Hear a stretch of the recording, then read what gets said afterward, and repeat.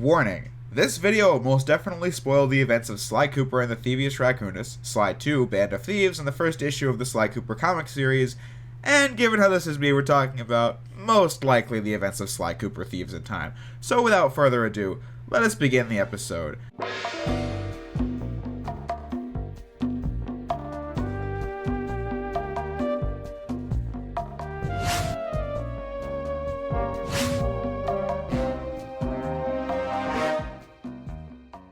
Hello ladies and gentlemen, welcome back to a brand new review. When my Sly 1 review from 2015 was about to turn a year old, I decided to give the game a new, proper review where I analyzed the game from top to bottom, stating all its pros and cons. So basically now that my original Sly 2 review is over a year old, I think it's finally time to give the game a true analysis. If you actually enjoyed my old Sly 2 review, that's fine. But once this is up, it will be gone. However, where you can find it will be my third channel, Jay's Extras, where I upload pretty much anything I want. It could be an anecdotal argument, a hypothesis about a game, but more frequently it'll be silly joke videos, since I frequently make those but never upload them to YouTube. But lastly, I'll be uploading videos that I no longer host on my main channel, like my deleted Let's Look on Mega Man The Wily Wars from Jay's Let's Plays. Also, my old 2015 Sly 1 review is there, and now my 2016 Sly 2 video and soon Sly 3 will find its way there too. So again, if you want to see those three, then Jay's Extras is the way to go. With that all said and done, we can move on from the old video and now address another aspect I want to talk about with Sly 2, the prequel comic. Back in my old Sly 3 review, I had mentioned the prequel comics there because in that game, the prequel comic directly ties the ending of this game to the first chapter of that game.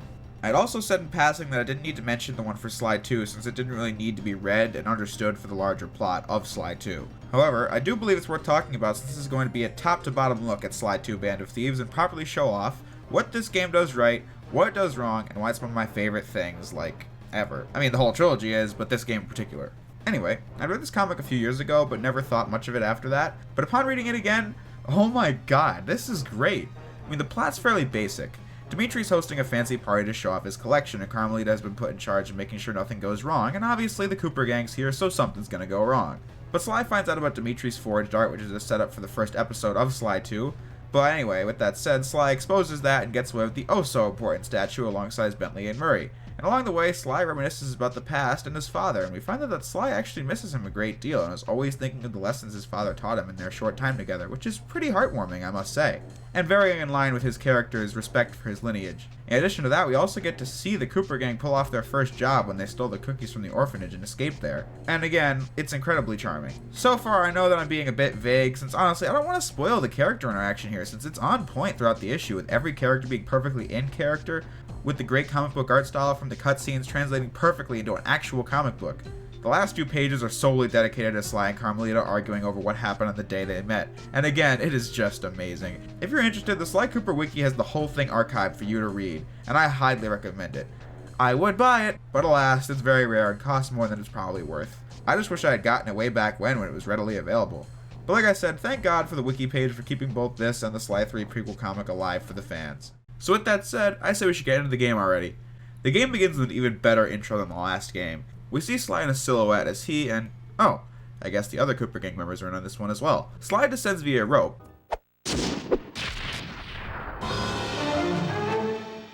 thus beginning even better dialogue than the first game, which works for multiple reasons. 1. It kinda seems to me to be a parody of Metal Gear Solid 2 in a way, with characters calling each other silly code names. This is Snake. Do you read me, Otacon? Loud and clear, Snake. No, Sly, I'm the wizard, and you're sitting duck. I read you loud and clear, lizard.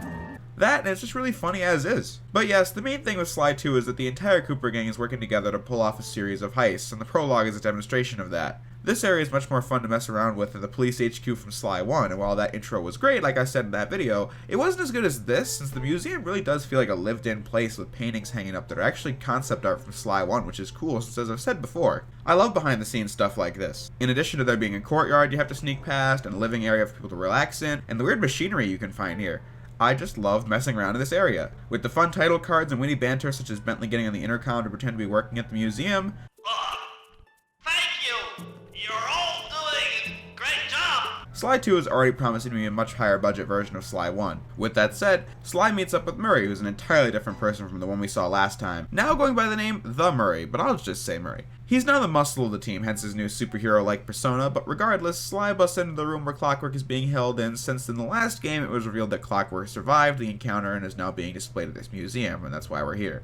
But alas, someone already got to it, and that someone was the Claw Gang. This was revealed when Carmelita and her new partner, Constable Neela, have a quick argument as to whether or not Sly was the one who committed the crime here, but after that Sly escapes with Carmelita giving chase, and then the incredible soundtrack kicks in.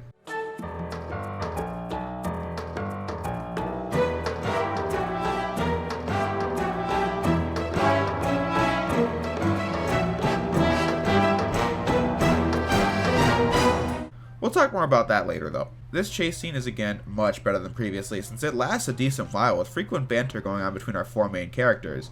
This wasn't part of the plan! Yeah, well, this is where things get fun. With the part where Bentley and Murray are driving in the van with the cops chasing them and Sly and Carmelita on the rooftops especially coming to mind. Now, since that's all said and done, we get the first animated cutscenes. The ones in this game go for a more comic book style than Sly 1, since in that game it was more of a clip art style. Here, I just prefer how they are since the characters look more like their in-game models. Since in the first game, in every animated scene, Sly had yellow gloves and black shoes, which contradicts his appearance in the game. The motive in this game is that Sly and the gang are now ready to work together to take out the Claw Gang and stop them from using the Clockwork parts for whatever they plan to do, since as Sly puts it plainly, they have no idea what they're up against. I really like that motive, since in the last game, Sly's motive was to defend the legacy of the ancestors by restoring the Thievius Raccoonus. Here, the reason the gang wants to go after the parts is not just to keep the Claw Gang away, like I just said, but also Sly wants to ensure that Clockwork will never return to terrorize his descendants, which means he's now trying to protect the future as opposed to preserving the past. Anyway, the Cooper gang begin their quest for the Clockwork parts by taking on Dimitri, who would go on to become one of the most memorable characters in Sly Cooper history, with his crazy attitude and great lines, supported by the back and forth between him and Sly. Don't show me a little mind when talking about such big things. You think you can swing the bat? Show your bling and let me shine you. I have no idea what you're saying. Throughout the episode, Sly gets a greater relationship with Neela as the two work together to make the final operation possible, since she wants the greater good to be achieved, but not necessarily by the books. Sly recovers the Clockwork tail feathers and Dimitri is put out of commission, ending the first episode. Not much to really say there, given how it really meant to get you into the game as opposed to being a huge part of the whole. Next up is Rajan, who's hosting a party with a huge guest list in his palace where he's showing off the Clockwork wings. And I love this whole set piece since numerous members of the Claw Gang are here and they discuss the plan and such. And as I've said before, if you saw my Jack 2 review, in it I discussed how I really like how there seems to be a larger world here than just the main characters. The Claw Gang have their business which has nothing to do with Sly, it just so happens that they cross paths because of Clockwork. Through some insane antics with Sly, Neela, and Carmelita, the gang gets away with the wings, however Rajan escaped before he can get caught. Although you might say it's kind of dumb when nobody recognizes Sly in his disguise here, however it's the same kind of deal as Clark Kent as Superman. In universe it's just much more of a disguise, but it looks obvious to the audience so no one gets confused. The gang follows Rajan deep into the jungle where he's evidently working with the Clockwork Heart in his spice operation, since Rajan grew up selling illegal spice, but now the Clockwork Heart I guess makes it more potent. Neela continues to help out Sly, but really, up to this point, the story's been fairly straightforward, like Sly 1, albeit with more three-dimensional heroes and villains, since for sure nobody ever got away in the last game. Things get shaken up though in the heist of Chapter 3. Black clouds and thunderbolts! My spice temple! Ruined! I don't know why I always like that monologue from Rajan, but anyway, everything goes according to plan until Neela arrives to help, but... Neela, now! Sorry. What are you doing? Oh! Sly! Don't know what went wrong in the animation for Murray to be facing the entirely wrong way there, but it takes you out of the mood. But it's still an amazing scene since now Murray has to handle the situation entirely by himself, which is a huge contrast to his character in the last game. You might say this new personality is out of nowhere for the character, but this is actually fairly well built up since in the Tide of Terror, Murray doesn't make an appearance at all, other than driving, because again... Ed Murray, part-time driver and full-time burden.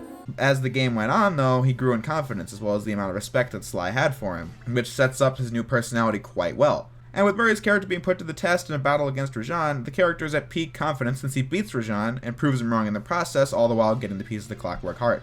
Now, since that's out of the way, we should address the Neela plot twist. In the Thieves in Time review, I compared Penelope to this, and as I'm going to say about the whole story, why Neela works really well is unbelievably simple. Even the worst stories of all time have no problems with this. Let's look at Sonic the Hedgehog 2006. When you play all the stories, it gives context to earlier events if you for whatever reason felt the need to replay the game.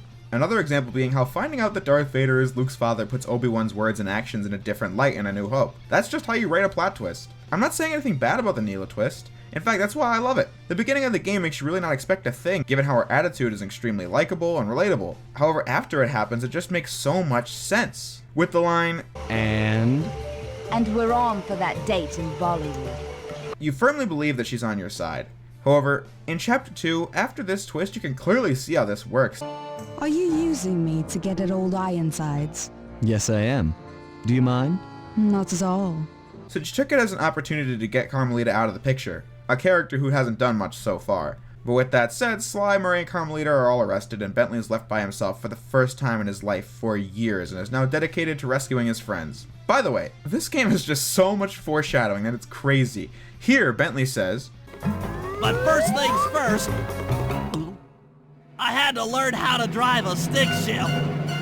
and such a minor throwaway line like that was foreshadowed in the very first episode. I'll take the wheel. I know how to drive a stick shift. Also, what a great moment to have the Cooper gang fail the mission. I mean, the Clockwork parts are still theirs, however, Sly and Murray got arrested, which is another reason why this line, For the first time in my career, I was gonna have to let the law catch me. This could be a real challenge. is so fucking stupid. But anyway, I love it because it's a huge subversion of your expectations, since in the first Sly game, you get the Thievius Raccoonus page all 5 times without a hitch, which is good for Sly's character arc in that game, but it does make the structure a tad bit more predictable. Here, we are given a full success in Chapter 1, a half success in Chapter 2 since the villain got away, but a full-on failure in Chapter 3, making the gang take the mission more seriously, as evidenced by the fact that in the heists of Chapter 5, 6, and 7, there's no bombastic heist music like in Chapters 1 through 3. Anyway, the prison warden, the Contessa, has a pretty cool backstory. She married a wealthy guy and is implied to have killed him right after that, but got all of his money and is now using it on her prison. But Bentley finds out really that she's mind-controlling prisoners to find out where they keep their stolen goods and take them for herself. In seriousness though, this triple cross is really cool, since the Contessa works for the Claw Gang, but really has her own motives, all the while working for Interpol as a spy. Also, the voice actress for her does a really good job, making the character just feel really evil, but still with the occasional witty line. Bentley does manage to rescue Sly, and the two work together to free Murray, but unfortunately he was forced to consume the spice that Rajan worked on, only now with the hypnotic stuff in it, since that was the Contessa's job. This leads to Sly and Bentley having to work together to stop Murray and bring him back to normal, which was again foreshadowed all the way back in Chapter 3. Now, the local spice plants are illegal for good reason. Eat too many, and you'll go into a fit of uncontrolled rage. Keep that stuff away from Murray. Murray also has a great moment where he has a one-on-one argument with the Contessa, followed by a chase, which each of the characters actually does have. Ultimately though, the Contessa gets away, leading us smoothly into Chapter 5. And that's what I love about the story structure here. Chapters 2 through 5 all flow together like one really well-organized story, and then the arc starts anew again for Chapters 6 through 8. Moving on though, after Chapter 4 is done, Bentley really grows in confidence and keeps going uphill from here. I actually never thought about how important this scene was until I was editing my Sly 4 review, because Bentley said, It was great. The gang had been reunited, and it was all because of me. Similar to the Binocucom call at the very beginning of Vicious Voodoo, this part is crucial to understanding his character in this game. After saving Sly and Carmelita in the cold heart of hate, he's now on the field, and at the beginning, Hey Bentley, how you holding up out there in the field? Fine, I'm just fine. I just need to bomb all the pillars supporting that disco ball and I can get out of here. What's with taking out the disco ball? Its impact will shake the nightclub's front peacock sign loose from its mooring. Look, I can't talk now, I've got to keep moving, keep safe. is not so confident, but after blowing up the bridge in Chapter 2 and killing Rajan by himself, and now saving the whole gang, his character has come incredibly far from that rooftop in Paris, making the end more tragic, but we'll get to that when we get to that. Like I said, the gang's taking the mission more seriously now, which also coincides with the Contessa being exposed as a member of the Claw Gang in possession of the Clockwork Eyes, which enhances her hypnosis work. So Neela, now being promoted to the captain of Interpol, has been allowed to wage a war against the Contessa at her own castle, with the Cooper gang being caught in the crossfire. The Contessa is using Carmelita as her test subject for her new hypnosis, and of course Sly wants to do a rescue but can't, and so the gang uses the conflict to their advantage to get the Clockwork Eyes. In terms of the story, this chapter is easily one of my favorites, since all 5 core characters are involved with great interactions, with the villain being the Contessa, who's one of my favorites in the series. A shame that this is probably one of my least favorite chapters in the game, due to how slow and dull it can be, but more on that stuff later. The chapter also has an incredibly great climax though, since so many things go on with it being incredibly action-packed. Since Sly and Bentley free Carmelita, who chases the Contessa, with Neela breaking in to get the Clockwork Eyes, with Sly giving chase, and Bentley shooting down biplanes in the Contessa's blimp, Carmelita shooting down said blimp, and Murray giving chase to her over the Clockwork Eyes, all culminating with Sly having a battle with the Contessa on the highest point in the hub. I just love this part. It seriously cannot be understated how much fun this final mission is. Like I said, the story arc moves into the last phase with Chapter 6, where the gang heads up north to Canada, where Jean Besson is operating with 4 clockwork parts: the stomach, 2 lungs, and the talons. We'll get back to the last one later. He's working as the guy who uses trains to ship spice across the globe. This is also when Carmelita herself goes through some character development. I mean, in the first game she really hated Sly, but at the end they were finally able to work together, but here her arc is much more defined. Her whole career as an honest cop dedicated to catching criminals is all up in flames thanks to Neela framing her. And now she has to not only get away with the Cooper gang, but run from the police. After seeing her position in the first game, it cannot be undersold how interesting it is to see her thrown out of her element, trying and failing to pick up the pieces. But anyway, the gang stops Jean Besson's shipping empire, and then they follow him to an abandoned lumberjack camp. I'm going to keep this chapter fairly brief though. Through an extreme series of events, the gang attempts to cheat in the lumberjack games to get the clockwork talons off of Jean Besson, all the while under pressure since Arpeggio, the final member of the Claw gang, is on his way to pick up the Northern Light battery, which he needs for something. Although the one thing here that's unbelievably stupid is the part where Jean Besson is climbing the ice wall, and to stop him, Murray uses hooks to pull him off the wall. Like, how the hell does nobody see that? Other than that, I'd say it's a pretty good sequence. That ends with the Cooper gang being caught and captured, only for Bentley to sneak down a tube to find Jean Besson. When y'all were unconscious, me and my boys paid a visit to your hideout and found all them clockwork parts. Lucky thing, too. Arpeggio is willing to plunk down a king's ransom for the whole lot. I even threw in the talons. You sold all the clockwork parts? Arpeggio has them all? This is an amazing scene, since Bentley's character arc has come full circle now, with him being in a battle by himself with the largest opponent in the game. And what an effective tool for storytelling, by the way. The Cooper gang and you have spent the whole game working to get the clockwork parts, and everything you've been through is now gone. And as a player, you feel that loss, and so does the Cooper gang. It was all so strange. The focus of all our schemes had been stolen from us. Our clockwork parts were gone. Looking around the inside of the battery, I knew we all felt it. Failure. In a lesser story, the characters would fail continuously with no questions asked, but here they take advantage of this to make the climax more dramatic with the looming threat of clockwork coming back. But this brings us to one of the best scenes, where everything that's been built up throughout the game comes to a head. It turns out that Neela was working with Arpeggio the whole time and has intentionally put Sly on the hunt back in the prologue. And from there, Sly would do Arpeggio the favor of taking Dimitri, Rajan, and the Contessa out because they had divided the clockwork parts, yes, but Arpeggio's real plan was to rebuild Clockwork, and so they would need the parts that he was missing, since the other Claw Gang members were useless to him now since he explains the whole plan, which makes so much sense. In the first Sly game, the villains weren't friends in the slightest and were essentially hired guns for Clockwork, which is why they all ratted each other out at the end of the chapters. A if I go down, we all go down mentality, if that makes any sense. Here, the Claw Gang is one grand scheme that involves every single member. Rajan made the illegal spice, the Contessa applied the hypnotic stuff, Jean Besson shipped it across the globe, and Dimitri sold it at his nightclub. Meanwhile, Jean Besson captured the Northern Light energy so Arpeggio can display a light show to hypnotize the city of Paris. It's a pretty intricate plan, which especially works since the concept of the game is the Cooper gang working together to build an elaborate scheme in every chapter. So it's only fitting for the villains to do the same. With each villain beaten, a wrench is thrown directly in said plan, which is incredibly cool. Also, what has Neela been doing? She's been going after the parts recently as well, as evidenced by this line here. One should be enough for the old bird. And on my first playthrough, I obviously had no idea what she was talking about, but on the second playthrough, you realize that she was talking about Arpeggio. I love this game. Seriously, the mark of good art is when you notice something new about it every time, and that's what's going on here. So what exactly is Neela's backstory?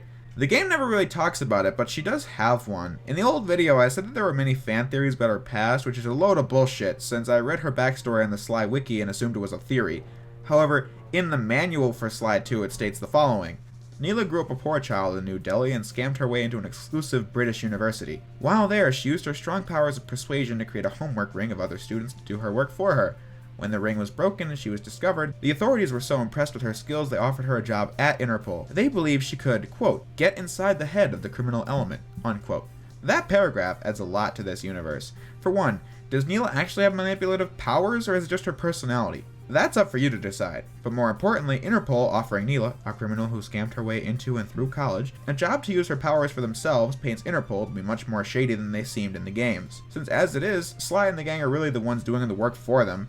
But by the way, can I just say how much I love the manuals for Sly 1 and 2? They are just filled to the brim with personality, since the whole thing is written as Sly, Bentley, and Murray having a witty conversation about how to play the game, which is extremely clever.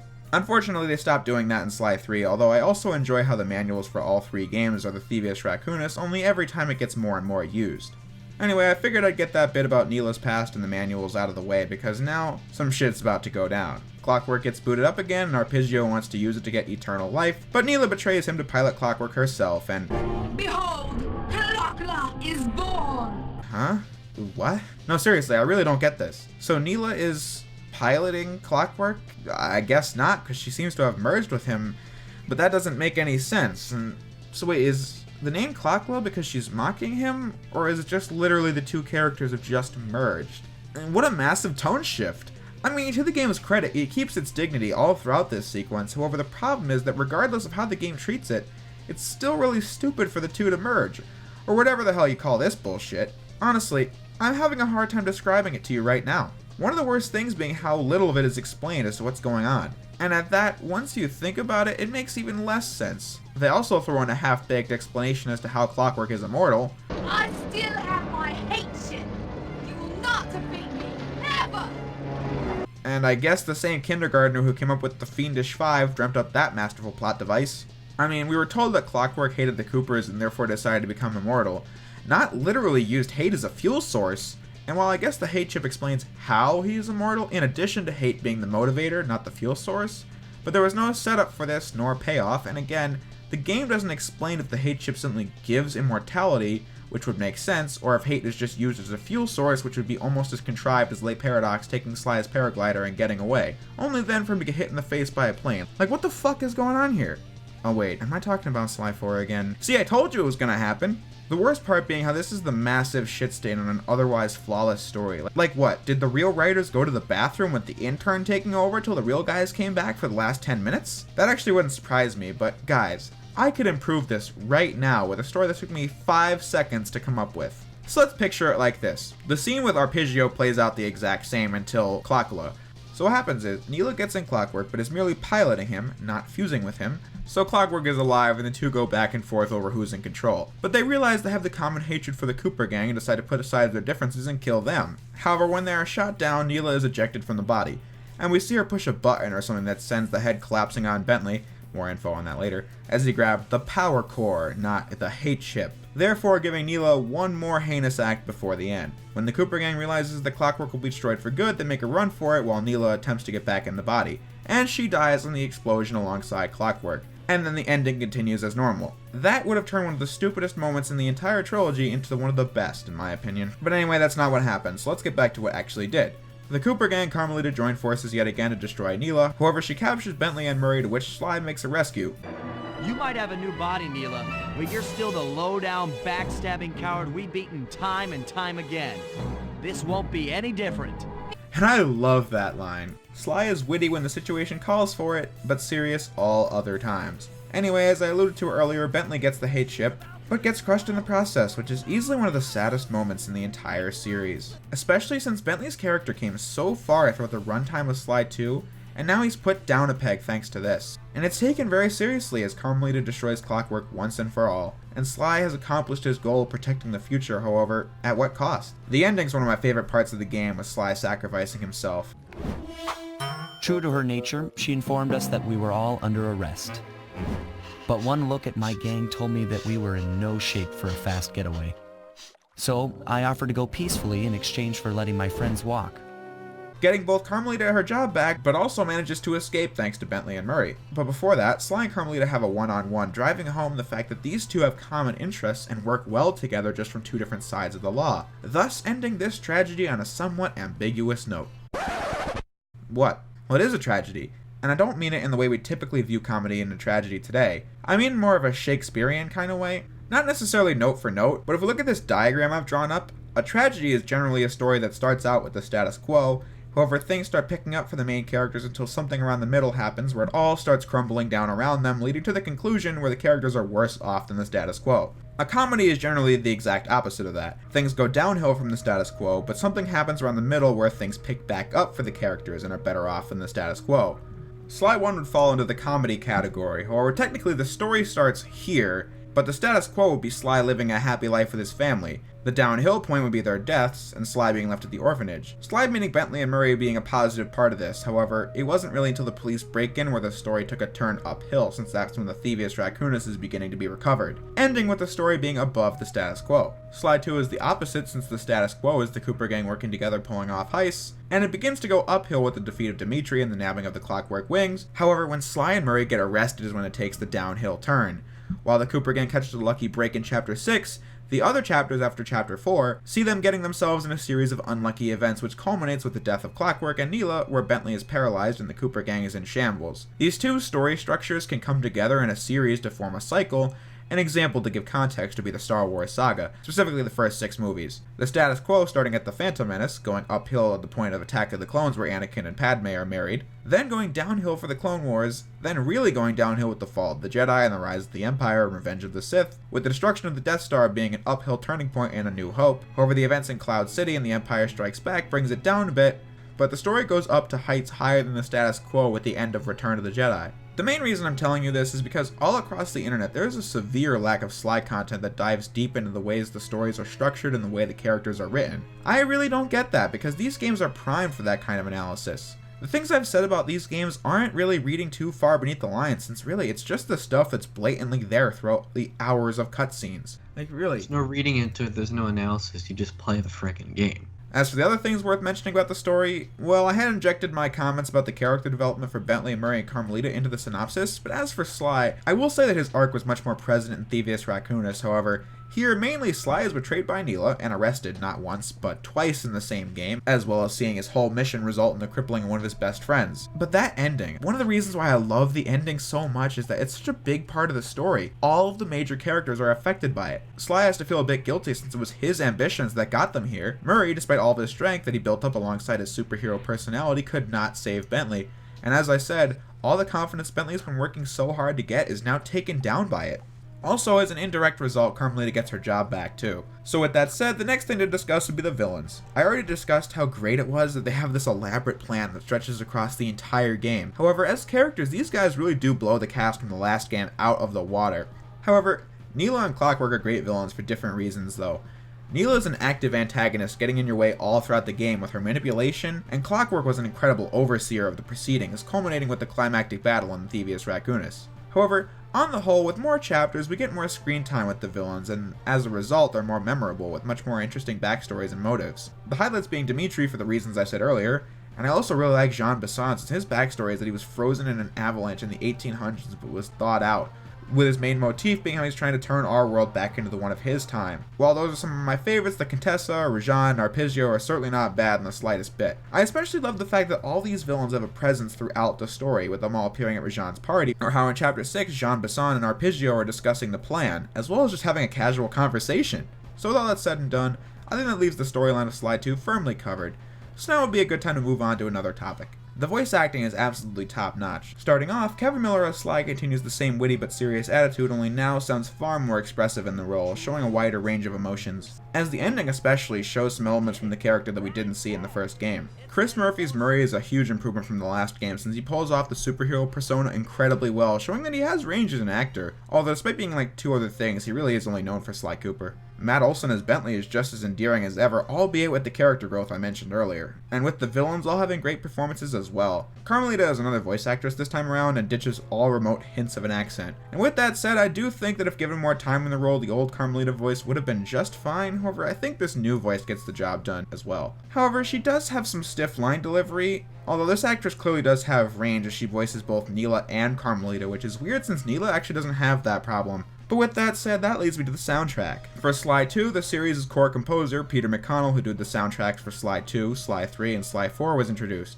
And while I love the soundtrack for the first game, the style of music that Sly has really found its identity here in Sly 2. I do want to make this music bit a tad longer than I usually do because I love it so much. The main theme of Sly 2, as you heard in the intro of the video, is great.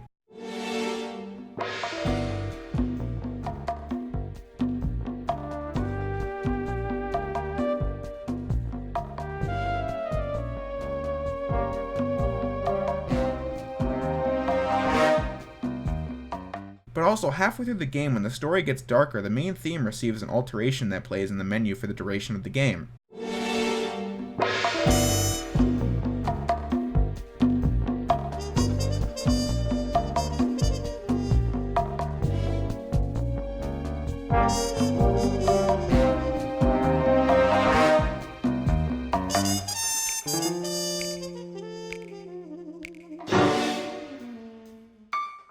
Many of the tracks within the game have that signature Sly Cooper atmosphere.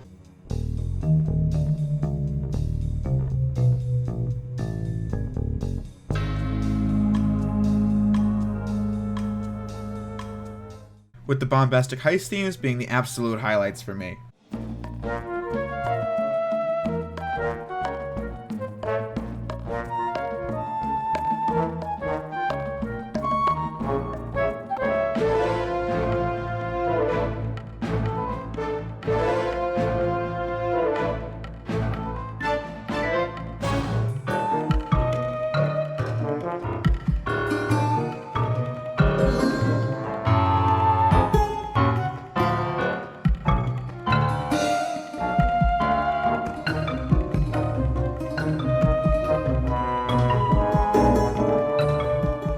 Within each country, the soundtrack is incredibly diverse with the rooftops of Paris,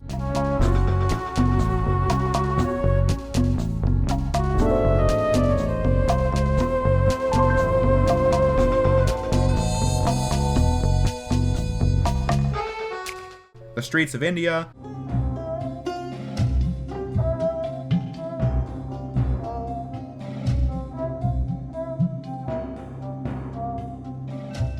and the Prologue episodes have an incredibly lonely atmosphere.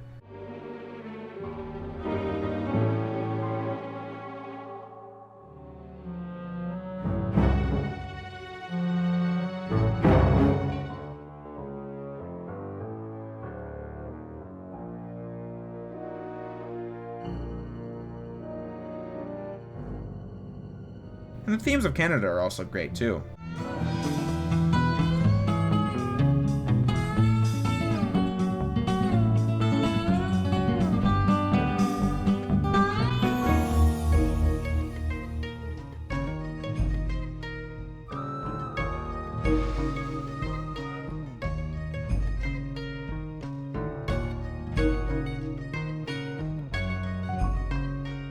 I could keep this going all day, but I think you get the point. The soundtrack builds a great atmosphere as well as just sounding amazing on their own while being listened to.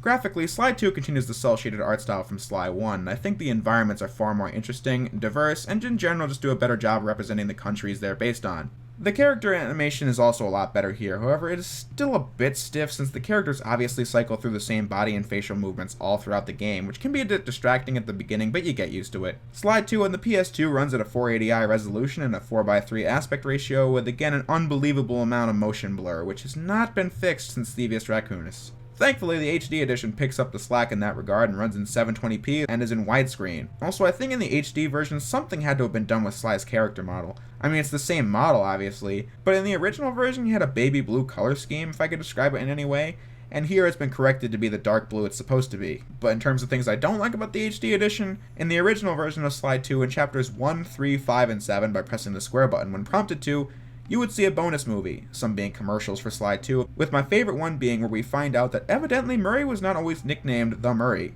And the Murraynators got you covered. Although my absolute favorite of the bunch being the behind the scenes, which I will talk about later. But for right now, I will say it's literally like one of my favorite things on our earth. So anyway, the HD edition took all of them out, and I don't get why. I mean, the commercials I can live without, but the BTS? No, that bothers me. Which is weird since the digital version of Sly 1 added the things the 2010 version was missing back in. However, if anything, the digital version of Sly 2 made things a hell of a lot worse. This game, as you might imagine, is very dialogue heavy, but in the 2011 version of Sly 2, every single line of dialogue fades in. Like, are you fucking kidding me? Facts. Sly Cooper is right here. I caught him red-handed. I'm just saying that there are other criminals in the world other than Sly Cooper! After him! I tell you, Bentley, it's gonna be a real pleasure robbing this nightclub. I share in your enthusiasm, but before we... Sanzar, did you not see a problem with this? Honestly, that really pisses me off, because how does this even happen? Who the hell thought that was a good idea? It had to have been done on purpose, since I don't see how something like this just happens. Also, just a nitpick, I don't know what went wrong for the theme of the first operation, but clearly something did.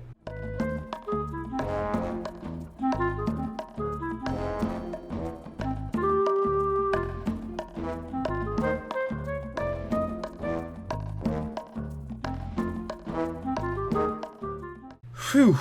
So we are really deep into this review, and only just got into the gameplay and all things related to it. First thing I think is worth mentioning is that when doing a game sequel, there are a few ways to do it. Ratchet & Clank 2, Batman Arkham City, and Metal Gear Solid 2 are examples of taking what came before and refining it to perfection or close to it. There are sequels like Zelda 2, Jak 2, or Star Fox Adventures that are good examples of the kind of sequel that maybe take a few things from its predecessors, but otherwise has absolutely nothing in common. Sly 2, in my opinion, will probably fall in between those two extremes. Sly 1, despite its short length, was already pushing itself for content with the rising amount of gimmicks each chapter. Given the fact that Sly vastly underperformed in comparison to Ratchet & Clank, which was released a month and a half after Sly, and Jak and Daxter, which was released the previous year, with all that in mind, I think it was only natural to try and shake up the formula since they were coming off of a failure and a modest success. So this very well could have been their last shot in the gaming industry. So what are those changes? Well, Sly 1 was like a Crash Bandicoot game, to put it simply, but with the gaming industry going in the direction of open world, Sly 2 followed suit. However, as opposed to having ginormous hub worlds with nothing to do in them like the Jak sequels and the Wind Waker, Sly 2 still has the chapter-based structure from Sly 1, only with miniature open worlds to play around with inside of said chapters. You start out in the safe house, which is the base of operations where you can choose characters and buy upgrades, which, by the way, when I was a kid, I first saw this and I thought for sure the reason Bentley kept spastically turning around was because Sly and Murray were talking about it behind his back. I mean, come on. I can't have been the only person who thought that, right? But whatever, that's besides the point. There are 8 hub worlds in this game with graphical variety and abundance. The design, however, ranges in quality, I'd say. All these hubs have landmarks to distinguish one area from another, which I like. Take for example Chapter 2. You always know where the guest house is because it's across the giant bridge. You always know where the re-education tower is in Chapter 5 because it's the highest point in the map, etc. The maps aren't too big, but aren't too small either. But traversing some of them can be annoying though, like mucking around in the trees of Chapter 3, or in Chapter 5 where you have to do a lot of climbing. Mainly the ones that have more verticality to them are my least favorites, since the process of climbing can take a bit too long for my tastes. Within the hubs are enemies who have beefed up on intelligence from the one-and-done enemies from Sly 1, but I'll get back to that later. The hub world is where you'll be doing missions, with the formula in Sly 2 being that Sly and the gang pull off a set of preliminary missions only then to pull off the big heist at the end of the episode. To get this out of the way, I think Sly 2 paces itself incredibly well. I think the best analogy that can be applied to several games is how a well-done essay is written. To explain what I mean, you generally want to start off your essay with a hook, something eye-catching to grab people's attention. Following that should be a bit of background information establishing what you mean, and then this all leads towards the thesis statement where you discuss the meat and potatoes of your essay, followed by a body paragraph putting that thesis into action, followed by a conclusion paragraph. Think about that. This works to describe many games. For Sly 2, the flashy prologue with the title cards and the chase scene is the hook, the intro is the background info, and the first episode known as the Black Chateau is the thesis statement where you're introduced to the kinds of missions you'll be doing in the adventure, with a starry-eyed encounter to a tangled web being body paragraph 1, and so on and so forth. It doesn't always have to be in that order though. Generally most games start with a hook, like the first Turnabout and the first Ace Attorney game. It has the elements of what you'll be doing later, but in a more condensed form, therefore making it an effective way to grab your attention with the real meat of the game coming afterwards. Ocarina of Time showed a groundbreaking intro cutscene, basic info, and then an easy dungeon to show the feel of playing a dungeon in 3D. Something like a Mega Man X game does the background info first, and then the hook and thesis at the same time, since the gameplay remains pretty much untouched from the intro stage. Some games don't even follow this kind of setup at all, but it can help in identifying a structure for a game to follow. With that said, the Black Chateau is an active tutorial for most of Sly 2's mechanics, one of them being the fact that pretty much every single mission matters, and while there probably are ways to write some of the missions out, again, that's not what I do here. What I've been given is missions that all matter in some way. In Chapter 1, Sly must take recon photos so Bentley can develop the plan. From there, Sly must follow Dimitri to find the aqua pump room so Murray can destroy it, meaning the water tower is the only source of water. Sly must also put a bug in Dimitri's office so that we can find out about the security system in the theater that we shut down. Also, Neela leads Sly to the entrance of the nightclub so Bentley can get in and destroy the disco ball to loosen the peacock sign. More info to come. And Murray has to destroy the extra security measures around the hub so that guards will be rushing in during the heist. With all those pieces put in place, the heist commences with Murray helping Bentley get in the water tower so we can shut off the fountain outside the place, thus sending the repairman to fix it so Sly can take his key, give it to Bentley and Murray, who use the cable on his truck to take the now loosened peacock sign down into said fountain, giving Sly a secret way into Dimitri's workshop. Coming up with missions that affect the hull like that for 8 straight chapters must have been hard work, but it's hard work I really appreciate. However, does that make the whole game fun to play through? Well, yes and no. For the most part, Slide 2 is really fun with lots to see and do, such as Chapter 2 where you have to break into the ballroom, or Chapter 3 you have to rail grind along the vines like you're Sonic the Hedgehog or something. Chapter 6 sees you bursting into train cars, which is always fun no matter how many times I have to do it. Or Chapter 7 where you have to platform your way through the lumberjack camps. However, at its worst, it can tend to feel pretty dry. Chapter 4 is an example because it literally just feels like you're taking activities off a to-do list, like it's the boring side quest of Metal Gear Solid 5 or something. And in Chapter 5, you have to run around doing nothing for way too long, like the mission where you have to pickpocket 2 guards, use the keys, rinse and repeat 2 more fucking times. Mechanically, there's nothing wrong here, it's just dry and slow-paced. And Bentley's mission with the bad mojo bomb also kinda sucks since you have to defend yourself for so long, which sounds pretty cool. But the AI can be broken so easily that it doesn't leave an impact, therefore becoming boring, with the pictures of the ghost mission having the same problem. Chapter 7, also if you don't know what you're doing, is pretty damn tedious with a ton of run back and forth shit. Moving on to the characters themselves though, if you've ever played Sonic 3 and Knuckles, I think that serves as a good comparison for this game. The 3 characters all share the same general playstyle, but their own unique differences to make them worthwhile. If you played Sly 1, you should know how to play Sly 2 no problem. In terms of abilities, the only useful Thievius Raccoonus pages are here and accounted for, those being the Rail Walk, Rail Slide, and the Spire Jump, which function exactly like they did last time. Other than that, Slide 2 allows all the characters to sprint by holding down the R1 button, which is extremely useful for traversal around the hubs. But it does increase the chances of guards catching you, but whatever. While it looks goofy, mashing the R1 button can create a half sprint, and while doing that you won't get caught. I only use it when I'm right next to an enemy, since otherwise sprinting is just faster. Sly has more stealth options this time around, like his stealth takedown, which can kill guards instantly. That, and with the more open-ended structure and higher variety of guards, Sly 2 is way more stealth in it than Sly 1. But still, like I said, I don't think Sly Cooper is particularly a stealth series, it just has stealth elements in it. But the other new abilities being pickpocketing, which allows Sly to take guards' money and belongings and sell it on the safe house computer for more coins, as well as being able to sneak under tables and vents, which doesn't get used too much, but it is there. However, one of my favorite things about playing as Sly in Sly 2 and Sly 3 would have to be the agility. In the first Sly, he was agile, however here you can jump, backflip, side jump, followed by a backflip. The possibilities just feel endless when controlling Sly. A shame Sanzaru didn't see it that way, but whatever. Bentley is the same core gameplay, only I think it's fair to say stealth is most prevalent with him since he is the defensive based character, since he has to attack enemies from a distance with his sleep darts that he uses in his Binocucom. He uses sleep darts in combination with his bombs that he can use to detonate objects and kill guards. However, he can also hack computers, which is cool at first since you play as an avatar of Bentley going through the digital realm. However, this shit is so boring. At first, again, it's not that bad, but later though, it just becomes padded out.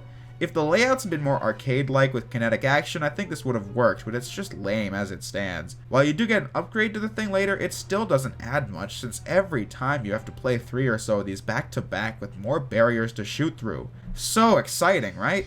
At that, I don't really know what's worse. One style that's boring, or 3 styles to mix it up where 2 of them are awful. It truly is a pick-your-poison scenario. The only other gameplay style I have to mention is Bentley's RC Chopper.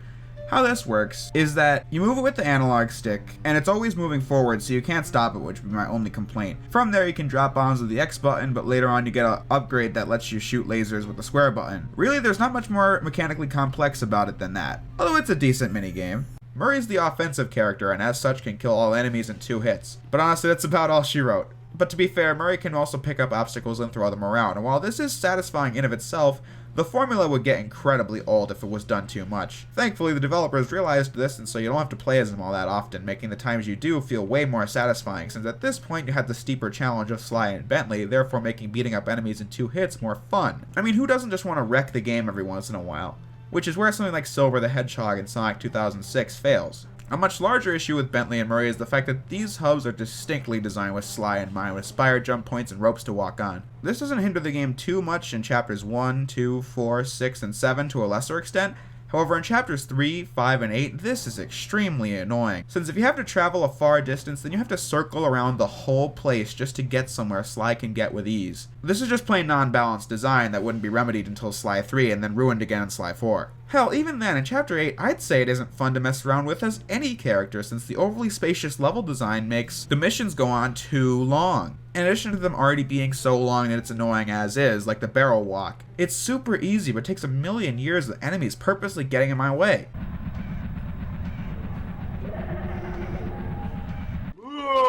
Thanks, game dude.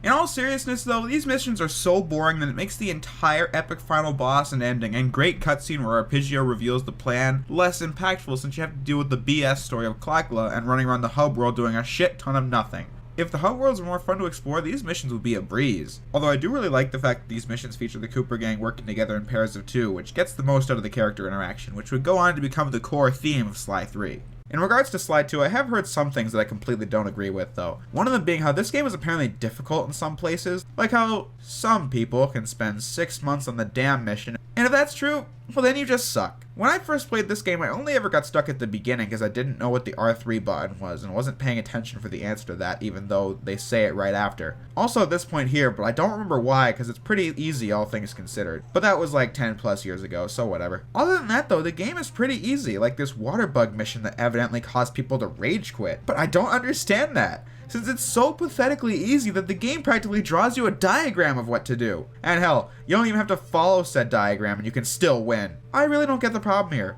Or with any guards, since you're not supposed to get caught in the first place. And while these guys are more intelligent than the guards from the last game, they still aren't very intelligent, just more so. Oh, and look, I beat the mission. Also, with the open world structure, all 3 characters are now given a full health bar as opposed to the way it worked last time, which is a great addition, making Sly 2 far more accessible to new players who may not be used to the way Sly 1 handled health. Although, like I alluded to earlier, the guards now have health bars, although I don't get the problem with that, since the Cooper gang having health bars and one-hit kill enemies would be a bit unbalanced, don't you think?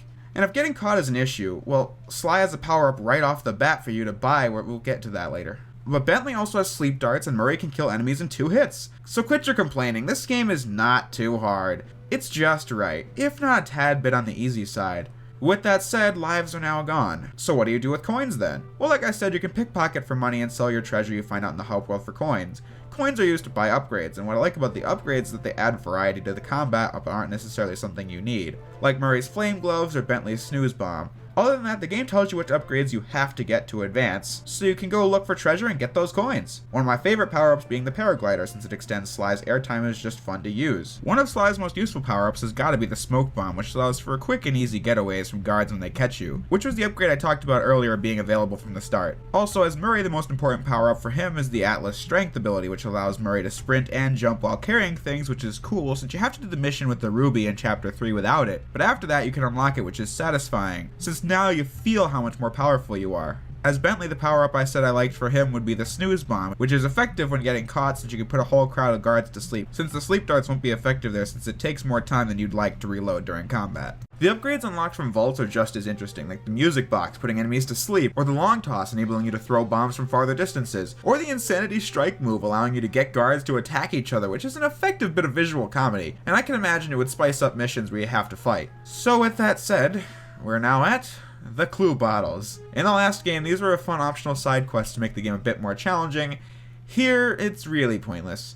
Since why not just have these vaults taken out and the rewards be a part of the shop system? However, if that was the only problem here, then this wouldn't be so bad. These are a frickin' nightmare to find since the spacious level design does not accommodate collecting all these clues. I mean, really, the sound effects the clues make help a little, but when you've played this game for over a decade and still spend over 20 minutes looking for one bottle because you found the other 29 but just can't find the one that you're missing, it just shows how poorly optimized this quest is with the level design in combination with the game's rather poor draw distance. So on your first playthrough, you're gonna have a really hard time looking for these if you're gonna bother with it, because if I did, I bet you will. I remember in the old video I spent an eternity on the "you don't have to do it" argument, which is just stupid. Almost as stupid as Exo's bosses having 2 chapters shit. In all seriousness though, open-ended games are just not really cut out for that kind of stuff. This is not the name of the game here like in a Zelda game, so something like the clue bottles only really works in a confined space complementing the gameplay as opposed to bogging it down.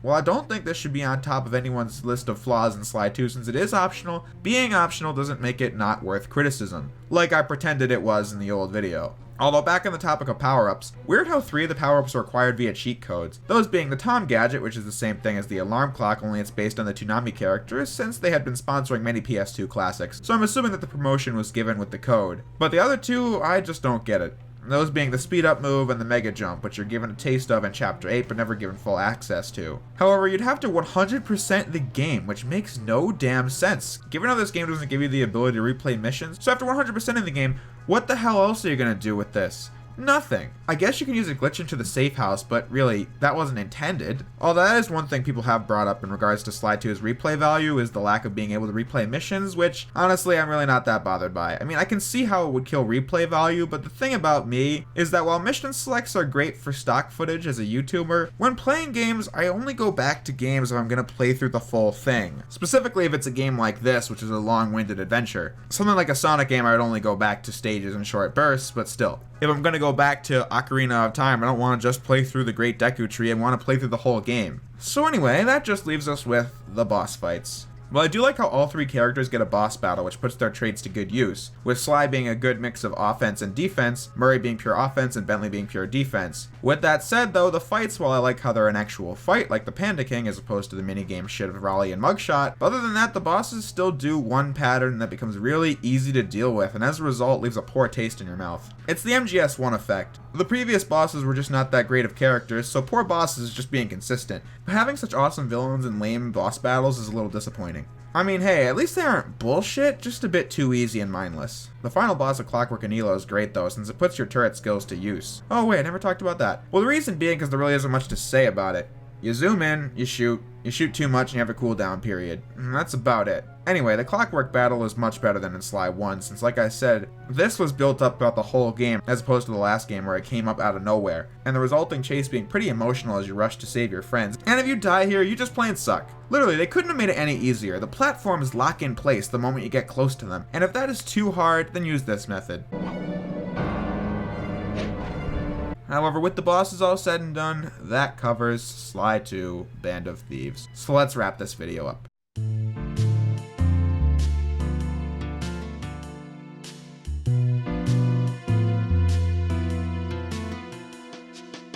Well guys, it looks like I've done it. Finally given Sly 2 the top to bottom analysis that it deserves. I don't know how I thought the old video was okay to release, but it wasn't. But that's besides the point though. What actually is relevant would be Sucker Punch. After Sly 2 was released, you've got to give them credit. Like I said, this game was coming off of a failure and a modest success, and they not only improved the first game, but outright mopped the floor with it. I love Sly Cooper and the Thievius Raccoonist to death. I mean, it's my second favorite game in the series, but I'll take this any day. Think about it. Sucker Punch also kind of innovated the stealth genre. Well, like I said, the game isn't stealth focused per se, but at the time it was kind of unheard of to have a stealth game take place in such huge sandboxes. But now we have games like Assassin's Creed and Metal Gear Solid 5 doing that very thing. And this game got the reception it deserved, and pulled in almost 2 million copies. Pretty much tied with Jack 3 in sales, putting Sucker Punch on the path to make them the developers they are today with the infamous series. Which is why the BTS is one of my favorite things on the planet to watch. It shows just how much love went into this, and how much fun the cast and crew had while making it. If you even have the slightest bit of interest in the series, I recommend you watch it since I can't get enough of it. Hence the line I used in the old video. You know the one. And by the way, EXO and RZ, I made fun of that well before it was cool, so you guys can... Anyway, that's why I think Sly 2 was as long as it is, possibly because this could have been their last shot to make a game. So they loaded all their ideas in it, fired on all cylinders, and pulled in a huge success. So despite how critical I was of the game and the gameplay portion, you might be wondering why the title is what it is. Well, as the Geek Critique once said, it's important for us to be critical of the things we loved as children. I can't escape the fact that I'm biased, since Sly 2, while not being my first game ever, pretty much is the reason why I'm even doing this today. This game made me a gamer. I remember seeing it on the shelf, I remember it instantly capturing my imagination and exceeding my expectations, all the while getting stuck on certain areas and taking over a year to beat it and being filled with excitement when I finally did. The choice words in the title were favorite game, not best game of all time. Sly 2 is not a perfect game, not even in the slightest. There were so many issues with the game, like the design of chapters 3 and 5, the Clockwork plot, and so on. But the thing about our favorite games is that they don't need to be perfect for them to be our favorites. I can list so many flaws with my favorite games of all time right now, but the important lesson is that our favorite games are as perfect as we need them to be. I'm not bothered by the issues in Sly 2, but I'm admitting them to be issues. And I'll bet your favorite games aren't 100% perfect either. But it checks off all the boxes on what you need to make a perfect game that someone else might completely disagree with. With that said, I hope now it's clear as to why the phenomenal story, characters, characterization, dialogue, voice acting, fun gameplay, and new structure for the series, along with good power-ups and a great soundtrack that keep me coming back and noticing new things about it every playthrough, are strong enough reasons for me personally to consider this one of my favorite games of all time, and not let some of the more boring sections get too far in my way. But I perfectly understand why that might bother someone else. I could restate everything I've already said, but I think this video firmly establishes everything I could ever have to say on this game. Now then, like I said, I've finally done an in-depth review of this game and gave it the send-off I think it deserves. Everyone has those games that mean a lot to them. And guys, I know that there's been an oversaturation of Sly content on my channel ever since the Sly Movie is Dead video, but bear with me guys, this series would be those games for me. I was not going to let these games sit with bad reviews on my channel. I personally recognize the mistakes I've made by uploading so many Sly videos recently, but we only have 2 more highly produced Sly videos left until the movie ever actually does come out, or hell, a Sly 5 is announced. But I promise you that we will be moving on soon. Anyway, I hope you all enjoyed the review, because next up we're reviewing Metal Gear Solid 2. I know I said I'd do that after MGS1, but things came up. However, I do think it will be well worth the wait. So I'm going to stop rambling, and with that said, I'll see you in the next video.